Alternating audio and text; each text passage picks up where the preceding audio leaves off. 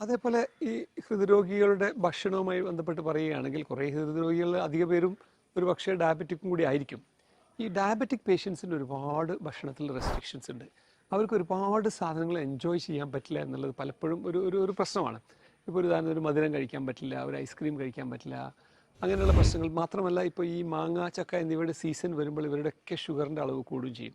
നമുക്കെല്ലാം ഇഷ്ടമുള്ള ഒരു സീസണൽ ഫ്രൂട്ടാണല്ലോ മാംഗോ.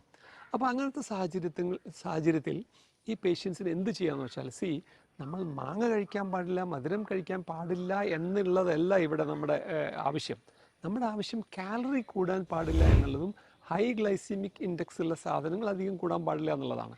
അപ്പോൾ അതുകൊണ്ട് ഇപ്പോൾ ഒരാൾക്ക് മാങ്ങ അത്ര ഇഷ്ടമാണ്, അയാൾ ഡയബറ്റിക് ആയതുകൊണ്ട് ജീവിതത്തിൽ മുഴുവൻ മാങ്ങ കഴിക്കരുത് എന്ന് ഞാൻ പറയില്ല. നേരെ മറിച്ച് അദ്ദേഹം ഒരു വയറ് നിറച്ച് ഊണ് കഴിച്ചതിന് ശേഷം അതിൻ്റെ മുകളിൽ മാങ്ങ കഴിക്കുന്നതിന് ബദലായിട്ട് ഇന്ന് ഞാൻ മാങ്ങ കഴിക്കാൻ പോവാണ്, അതുകൊണ്ട് ഞാൻ ഊണ് കഴിക്കുന്നില്ല എന്ന് വിചാരിച്ച് അയാൾക്ക് വേണമെങ്കിൽ അതിന് സബ്സ്റ്റിറ്റ്യൂട്ടായിട്ട് മാങ്ങ കഴിക്കാം. പക്ഷെ നമ്മുടെ ഹാബിറ്റ് എന്താണെന്ന് വെച്ചാൽ വയറ് നിറച്ച് കാർബോഹൈഡ്രേറ്റ് ഓൾറെഡി കഴിച്ചതിൻ്റെ മുകളിലാണ് നമ്മൾ ഈ മാങ്ങയോ അല്ലെങ്കിൽ മറ്റ് ഐസ്ക്രീമോ കഴിക്കുന്നത്.